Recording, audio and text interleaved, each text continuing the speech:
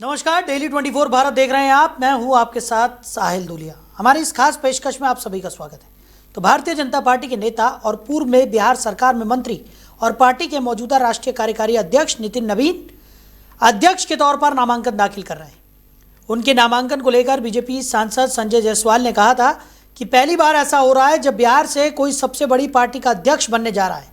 Media से बातचीत के दौरान बीजेपी सांसद संजय जायसवाल ने कहा कि 19 जनवरी को नितिन नवीन नामांकन दाखिल करेंगे। ये भारतीय जनता पार्टी में एक लगातार चलने वाली प्रक्रिया है और इसी प्रक्रिया के तहत नितिन नवीन नामांकन दाखिल करने वाले हैं। तो बिहार के लिए ये पहली बार है जब कोई बीजेपी का राष्ट्रीय अध्यक्ष बनने जा रहा है। तो भारतीय जनता पार्टी के शीर्ष नेतृत्व ने एक 45 साल के युवा को चुना है और ये फैसला प्रधानमंत्री नरेंद्र मोदी, केंद्रीय गृह मंत्री अमित शाह और राष्ट्रीय अध्यक्ष जेपी नड्डा ने मिलकर लिया है। इसे बहुत अच्छा फैसला माना जा रहा है और नॉमिनेशन के बाद नितिन नवीन अध्यक्ष के तौर पर पदभार ग्रहण करेंगे, जिससे पूरे देश में एक नया संदेश भी जाएगा। तो दुनिया की सबसे बड़ी पार्टी का नेतृत्व एक 45 साल के व्यक्ति के हाथों में है। तो नितिन नवीन अपना नामांकन दाखिल कर रहे हैं। तो बता दें कि एक संदेश देने की कोशिश भारतीय जनता पार्टी की तरफ से की गई है। बीजेपी मुख्यालय में बीजेपी के राष्ट्रीय अध्यक्ष चुनाव की प्रक्रिया शुरू हो चुकी है। बताया जा रहा है कि अभी राज्यों के मुख्यमंत्री अपने राज्यों के नेताओं का समर्थन पत्र चुनाव अधिकारियों को सौंप रहे हैं। साथ ही नितिन नवीन के नामांकन की भी प्रक्रिया शुरू हो चुकी है। दौरान अमित शाह, राजनाथ सिंह, जेपी नड्डा और गडकरी जैसे प्रमुख नेता भी मौजूद हैं। वहीं बात की जाए तो नितिन नवीन निर्विरोध अध्यक्ष चुने जाएंगे, ऐसा सूत्रों का दावा है और वो कल अध्यक्ष पद की शपथ भी ग्रहण कर लेंगे। तो बीजेपी मुख्यालय में राष्ट्रीय अध्यक्ष पद के चुनाव के लिए प्रक्रिया को शुरू कर दिया गया है और इसी क्रम में गुजरात के मुख्यमंत्री भूपेंद्र पटेल और गुजरात भाजपा के नेताओं ने अपना समर्थन पत्र भी चुनाव अधिकारियों को जमा कर दिया है। तो दिल्ली की मुख्यमंत्री रेखा गुप्ता और दिल्ली भाजपा के नेताओं ने भी अपना समर्थन पत्र जमा कर दिया है। छत्तीसगढ़ के मुख्यमंत्री विष्णुदेव साय और छत्तीसगढ़ बीजेपी के नेताओं ने भी अपना समर्थन पत्र सौंप दिया है। तो नितिन नवीन की पत्नी दीपमाला ने अपनी खुशी जाहिर की। आपको बता दें कि नितिन नवीन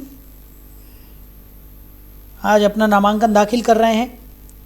नामांकन की प्रक्रिया को शुरू कर दिया गया है और वहीं बताया ये भी जा रहा है कि सभी राज्यों के जो मुख्यमंत्री हैं अपने राज्यों के नेताओं का समर्थन पत्र चुनाव अधिकारियों को सौंप रहे हैं।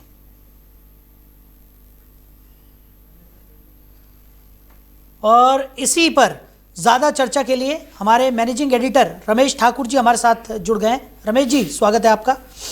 रमेश जी, नितिन नवीन एक ऐसा नाम जो महज 45 की उम्र में अब भारतीय जनता पार्टी में एक नए नवीन युग की शुरुआत करने जा रहे हैं, कैसे देख रहे हैं सर? नहीं, भारतीय जनता पार्टी यही तो दिखाना चाह रही थी कि 45 नहीं, 47 नहीं, कि ऐसा कोई युवा चेहरा लाया जाए और ताकि लोगों को ये बताया जाए कि दुनिया की सबसे बड़ी पार्टी, चाहे सदस्यता के तौर पे, चाहे दमखम के तौर पे, चाहे धनी धनधान के दौर पे अगर देखा जाए, तो इतनी बड़ी जब विशाल पार्टी है तो उसको अगर एक युवा अगर उसको रिप्रेजेंट कर रहा है तो अपने आप में काबिल तारीफ है। देखिए 2014 में जब भारतीय राजनीति में जब नरेंद्र मोदी नाम का एक नेता का जब उदय हुआ था तो मुझे लग रहा सारी की सारे राजनीतिक सिनेरियो थे बदल गए थे उस समय। और भारतीय जनता पार्टी ने ये अंदरूनी तौर पे कभी नहीं सोचा था कि जो भारतीय जनता पार्टी ने अटल जी का दौर देखा, बंगारू लक्ष्मण का दौर उन्होंने देखा और जो फिर आपका आडवाणी जी का दौर देखा, क्या वो यथावत रहेगा या फिर आगे की चीज़ें बदलेंगी? तो मुझे लग रहा साहिल पूरी चीज़ें के बदल गई हैं सारी। अब जिस तरीके से जब इनके नाम की घोषणा हो रही थी उस समय तो ये लग रहा था कि पूर्णकालिक इनको अध्यक्ष बनाया ही जाएगा। अंततोगत्वा वैसे हुआ। आज जिस तरीके से ये सब चीज़ें हो रही, फ्राइडे की शाम की बात बता रहा हूँ मैं आपको, भारतीय जनता पार्टी का जो कार्यालय है नेशनल, उस पर मैं था तो मीडिया सेल में बड़ी हलचल हो रही थी, नेताओं में भी हलचल हो रही थी और लोग इधर उधर तेज़ी से भाग रहे थे। तो हमने पूछा है क्या क्या चल रहा है सभी, तो तो बताया जा रहा था कि जितने भी हमारे मुख्यमंत्री हैं प्रदेशों को सबको दिशा निर्देश दिया जा रहा है कि जिस दिन प्रस्तावक के तौर पे प्रधानमंत्री हों और नामांकन होगा तो आप और या आपके रिप्रेजेंटेटिव जितने भी हैं वो मौजूद रहेंगे, ताकि हम ये होता क्या है इसमें जब इतना बड़ा कोई आयोजन होता है या बड़े नेता की जब ताजपोशी होती है तो एक मैसेज दिया जाता है सामने वाले पार्टियों को और बताने के लिए कि हम लोग हमारी जो शक्ति है, शक्ति प्रदर्शन हम लोग जब करेंगे तो उसको दिखाना। और जाहिर सी बात है किसी भी पार्टी के अंदरूनी जो चीज़ें वो किसी को आगे सामने को दिखाया जाता है, जब चाहे सपा हो जाए, क्योंकि 2-3 चुनाव बहुत महत्वपूर्ण है आने वाले। पश्चिम बंगाल का हो गया 27 का, फिर आपको उत्तर प्रदेश हो गया, फिर 29 में फिर आपको आम चुनावों में जाना है। तो उसके लिए आपको एक ऐसी तस्वीर गढ़नी है ताकि सामने वाला अभी से देखे कि नहीं यार पार्टी तो बड़ी है, नेता तो बड़ी है, एका है, बहुत सारे लोग एकता की है, तो हम लोग तो इनके सामने कुछ नहीं है। तो कमोबेश आज की जो तस्वीर है वही पेश कर रही है। दूसरे को दिखाना है कि अपने की शक्ति प्रदर्शन करके सामने वाले को चित्त करना है जी। और किसी तरह का कोई पार्टी के अंदर भी किसी तरह का कोई द्वंद्व युद्ध जिसको कहा जाता है कि वो भी नजर नहीं आ रहा है, क्योंकि तमाम बड़े नेता भी ये जो नामांकन की प्रक्रिया है उसमें शामिल होने के लिए पहुंचे हैं। गृह मंत्री अमित शाह वहां पर मौजूद हैं, जेपी नड्डा वहां पर मौजूद है, राजनाथ सिंह मौजूद हैं, गडकरी जी वहां पर मौजूद हैं। ऐसे में पूरी तरह से जिस शक्ति प्रदर्शन की आप बात कर रहे हैं वो भी यहाँ पर दिखाने की कोशिश की गई है। साथ ही साथ एकता का जो संदेश है वो भी यहाँ पर दिखाने की कोशिश की जा रही है। और सूत्रों के हवाले से जैसे कि हम पहले भी चर्चा कर ही रहे थे रमेश जी, कि कहीं ना कहीं ये तो साफ है कि वो निर्विरोध ही चुने जाएंगे, क्योंकि जब प्रस्तावक ही प्रधानमंत्री नरेंद्र मोदी हैं तो उसके बाद किसी तरह की कोई असमंजस की स्थिति यहाँ पर बनती नहीं है। 24 घंटे के अंदर प्रक्रिया पूरी कर ली जाएगी और नवीन युग की शुरुआत हो जाएगी भारतीय जनता पार्टी में। देखिए साहिल, मुझे लगता है यहाँ पे जैसे आपने कहा कि एकता है और अंतर्द्वंद जो पार्टी के अंदर होता है, कहीं कुछ पार्टियों में तो दिख जाता है सामने, लेकिन भारतीय जनता पार्टी उसको शो ऑफ कभी नहीं करती है। और वो एक स्ट्रैटेजी का हिस्सा होती है कि अगर हमने चीजें बाहर पब्लिक कर ली तो जाहिर सी बात है सामने वाला हमें कमजोर समझेगा। बिल्कुल। और ये ऐसा नहीं है, मैं इससे ज्यादा इत्तेफाक नहीं रखता हूं कि नवीन नीतीश की ताजपोशी के बाद पूरी जमात भारतीय जनता पार्टी के चाहे छोटे नेता हो चाहे बड़े नेता हो सभी खुश हैं, ऐसा नहीं होता। देखिए एक बड़ा कद के अगर नेताओं की आप एक लकीर जब खींचोगे ना तो एक बहुत लंबी आपको दिखाई देगी, बहुत लंबी दिखाई देगी। चाहे मैं अगर महाराष्ट्र से अगर शुरू करूं, आपके नितिन गडकरी साहब हो जाएं, अब फिर दूसरे छोर पे आप चले जाइएगा विनय कटियार जैसे नेता, और बड़े बड़े नेता धुरंधर नेता हैं। फिर आप और कहीं अगर चले जाओ विनय जोशी वगैरह, इस तरीके से कई सारे ऐसे नेता हैं। क्या उनमें ऐसी काबिलियत नहीं है? क्या उनमें ऐसी कुव्वत नहीं है जो कि इस पार्टी को रिप्रेजेंट कर पाए? है, बिल्कुल है। लेकिन उन सबको दरकिनार करके पता चला कि आप ऐसे चेहरे को जो कल तक जिसको कोई जानता नहीं था, पहचानता नहीं, इवन हम लोग मीडिया में जब कवर करते हैं सब चीजें देखते हैं तो हमारे लिए भी एकदम अननोन चेहरा था। हमने चुनावों में तो देखा भाई चुनावों में उनको टिकट मिल रहा है और फला एक बड़ा मंच सजा हुआ है जिसमें अमित शाह जी बुलाते हैं, उनके कंधे पे हाथ रखते हैं, एक तस्वीर उभरती है, नेता बाहर मीडिया में आती है तो लोगों ने जाना। उसके बाद में अचानक से भाई राष्ट्रीय अध्यक्ष के लिए उनका नाम घोषित होना, तो फिर उसके बाद ये कहा जाता है कि भारतीय जनता पार्टी में जो चल रहा है, जो भी फैसला ले लिया जाए उसको सम्मान किया जाए, उसके ऊपर कोई आपत्ति और कोई उंगली ना उठा पाए। और ये ऐसा हो भी रहा है। हालांकि इस तरह का जो चीज़ें होती है दूसरी पार्टियों में नहीं रही हैं। जब कांग्रेस अध्यक्ष का जब चुनाव हो रहा था तो बड़ा विरोध हमने देखा था, पार्टी के नेताओं ने खुल के बयानबाजी करी थी, शशि थरूर उनके डिफेंडर भी बने थे, सामने आके खड़े हो गए थे, चुनाव भी उन्होंने लड़ा था। तो ये चीज़ें होती रही। लेकिन मुझे लग रहा है राजनीतिक परिभाषा, परिवेश और उसका क्लेवर, मुझे लग रहा है भारतीय जनता पार्टी आज के बाद से बदलते हुए लोगों को दिखा देगी। बिल्कुल। और जिस तरीके का संदेश देने की कोशिश की जा रही है, बिल्कुल ये जो तेवर है और जो कलेवर है भारतीय जनता पार्टी का, ये बिल्कुल बदलता हुआ नजर भी आएगा यहाँ पर रमेश जी। और साथ ही साथ बिहार के लिए भी बहुत बड़ी बात है, क्योंकि नितिन नवीन बिहार से आते हैं और उसके बाद इतनी कम उम्र में भारतीय जनता पार्टी जैसी पार्टी का अध्यक्ष बनना, पूरी कमान अब उनके हाथ में होने वाली है, तो बहुत बड़ी बात है ये। नहीं, आपने बिहार का नाम लिया। मैं पहले भी आपके साथ चर्चा में एक बात कह चुका हूं, बिहार को केंद्र में रखना ही मजबूरी है भारतीय जनता पार्टी के लिए। क्योंकि चुनाव में, जब बिहार का चुनाव संपन्न हुआ था और जो कैंपेनिंग जब चल रही थी, उसमें बहुत सारी ऐसी बातें कही गई कि हम बिहार के लिए दरवाजे खोल देंगे। और यहाँ के नेता और कई ऐसे नेता थे जिनको अमित शाह ने भरे मंच पे ये कहा था कि इसको हम बड़ा बनाएंगे, इसको हम दिल्ली लेके जाएंगे। तो इस तरीके से जब बात जब कही गई थी, वादे किए गए थे, तो अब तो मुझे लगता है वादे को पूरे करने की वो समय है और वो किया भी जा रहा है। और ऐसा इसलिए भी है, अगर वादा पूरा नहीं करेंगे, क्योंकि सामने प्रतिष्ठा का सवाल बना हुआ पश्चिम बंगाल का चुनाव। अगर इन्होंने कोई भी वादा बिहार में, जो गर्मा गर्मी में अभी जिसका रिजल्ट आया है और जहां इनकी हुकूमत को फिर दोबारा से इस्टेब्लिश हुई है, अगर इन्होंने कोई वादे को पूरा नहीं किया तो विपक्ष इनके कान पकड़ लेगा कि नहीं, देखो आपने बिहार में वादा करा था, वो पूरा नहीं हो पाया और वही झूठा वादा आप पश्चिम बंगाल में आके कर रहे हो। इसलिए ये एक एक कदम फूक फूक के कर रहे हैं, आगे बढ़ रहे हैं कि भाई जिस तरीके से बंगाल में पिछली बार हम लोग टारगेट लेके चले गए थे, अब की बार 200 पार। इस बार कोई टारगेट नहीं है। इस बार जो स्ट्रैटेजी जो उन्होंने बिहार में चलाई है और जो उन्होंने दिल्ली, महाराष्ट्र, आपके हरियाणा में, उसी के हिसाब से आगे चल रहे हैं। और वो इसलिए भी चल रहे हैं कि इनको सफलता मिल रही है। अब सबसे बड़ी बात आ जाती है कि जब वादों का मैंने जिक्र करा, तो राजनीतिक दल जब वादे करते हैं ना, तो अपने नफा नुकसान के हिसाब से चीजें करते हैं। अब इनके जो वादे हो रहे हैं ना, वो सारे के सारे नफा हो रहा है, नुकसान तो कहीं पे हो नहीं रहा है इनको।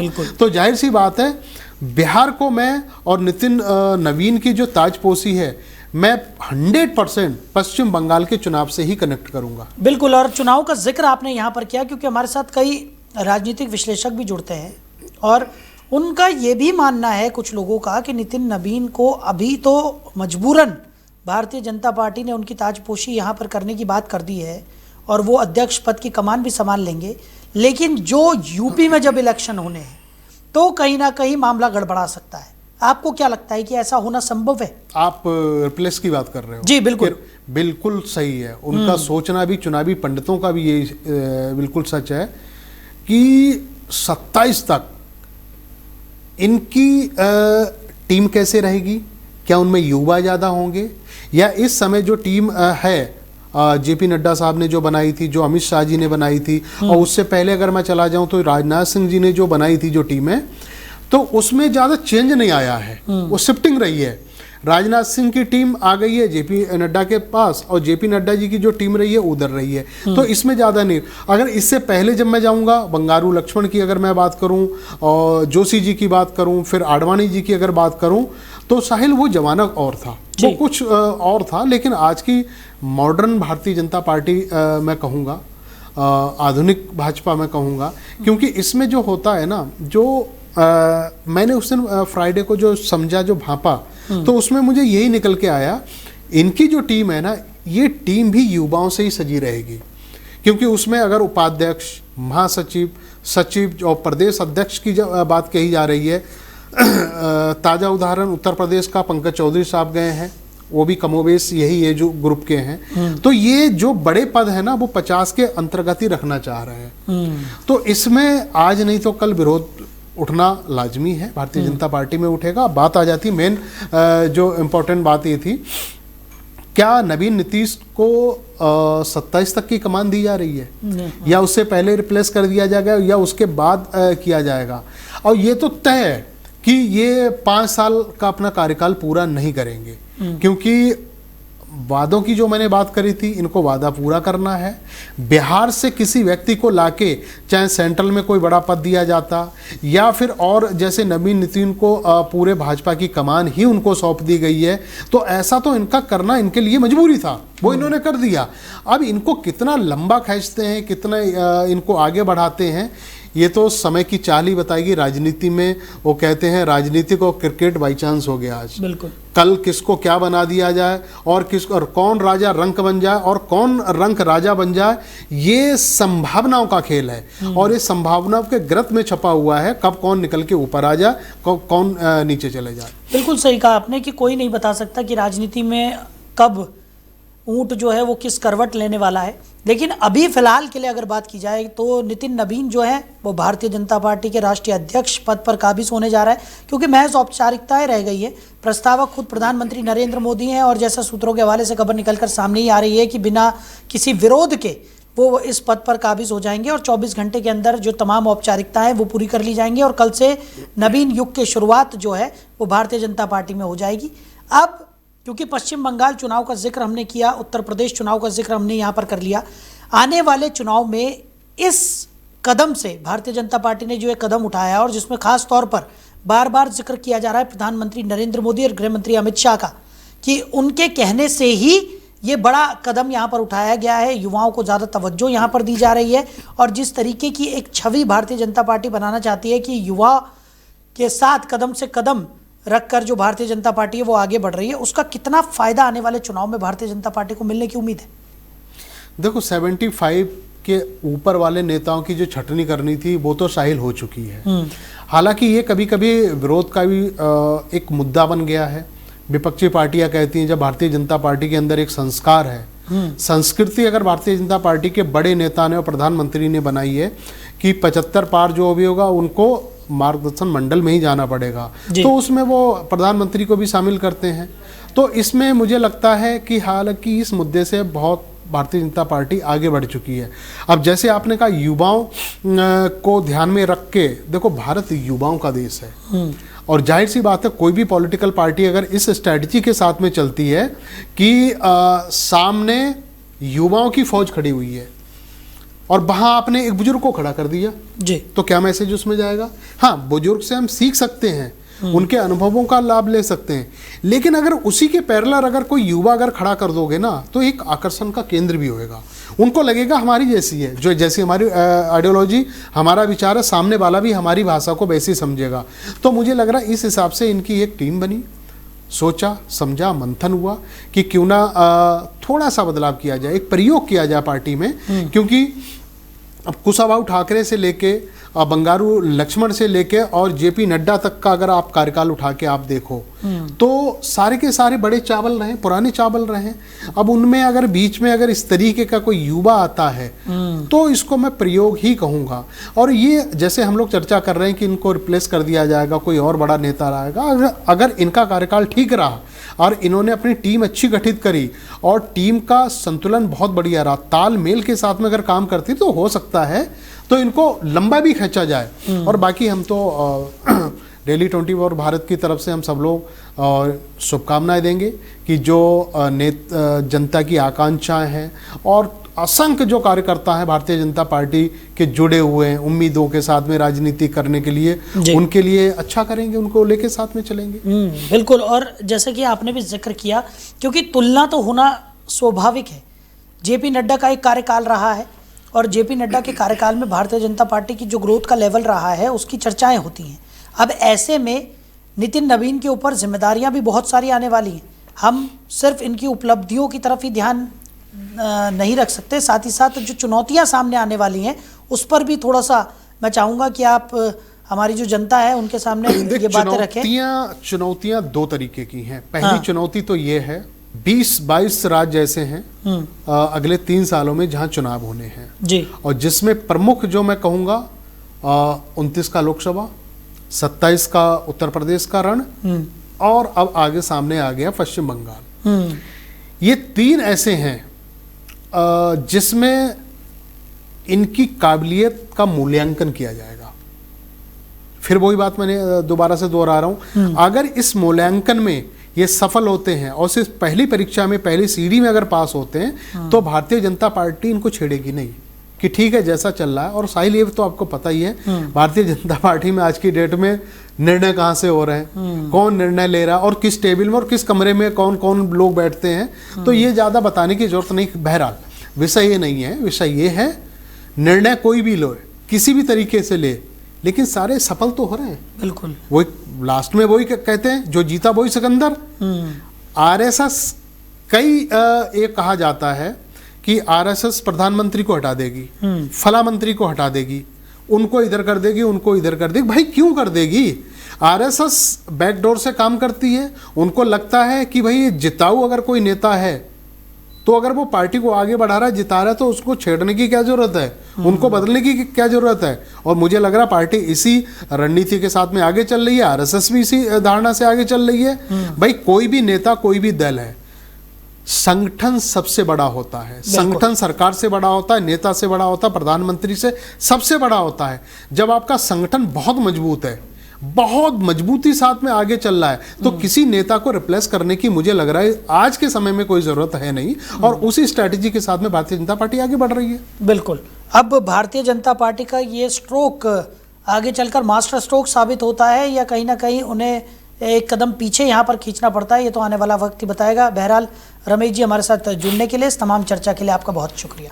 तो पहली बार है जब भारतीय जनता पार्टी का राष्ट्रीय अध्यक्ष बिहार से होने जा रहा है और भारतीय जनता पार्टी के शीर्ष नेतृत्व ने एक 45 साल के युवा को चुना है और ये फैसला प्रधानमंत्री नरेंद्र मोदी और केंद्रीय गृह मंत्री अमित शाह और राष्ट्रीय अध्यक्ष जेपी नड्डा ने मिलकर लिया है। इसे बहुत अच्छा फैसला माना जा रहा है और नॉमिनेशन के बाद नितिन नवीन अध्यक्ष के तौर पर पदभार ग्रहण करने वाले हैं, जिससे पूरे देश में एक नया संदेश भारतीय जनता पार्टी की तरफ से देने की कोशिश की गई है कि दुनिया की सबसे बड़ी पार्टी का नेतृत्व एक 45 साल के व्यक्ति के हाथों में है, यानी एक युवा के हाथों में है और भारतीय जनता पार्टी युवाओं के साथ खड़ी है। फिलहाल हमारी इस खास पेशकश में इतना ही। बने रहिए और देखते रहिए डेली 24 भारत। नमस्कार।